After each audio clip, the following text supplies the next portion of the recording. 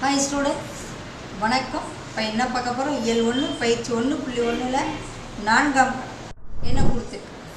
கலப்பு பின்னத்தை தகாபின்னமாக மாற்றுக மற்றும் அவற்றின் நேர்மாறு கணக்கு. முதல் கணக்கு 3 7/18. கலப்பு பின்னத்தை தகாபின்னமாக மாற்றினா 2ஐயும் பெருக்கி இதை கூட்டணும். 18ஐயும் 3ஐயும் பெருக்கு 54 + 7 61. 61/18 அதனுடைய நேர்மாறு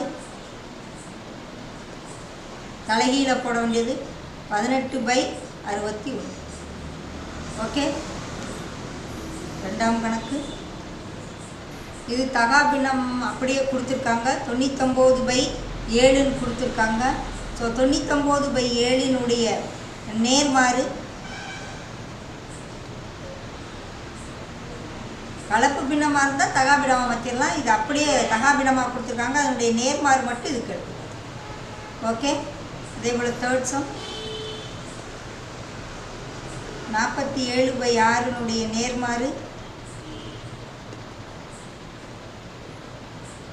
6/47. நாலாம் கணக்கு 12 இது கலப்பு பின்னமாக இருக்குது. இது தகாபின்னமாக மாற்றுவோம். 12 108 + 1 109/9 இதனுடைய நேர்மாறு 9/109. ஓகேவா?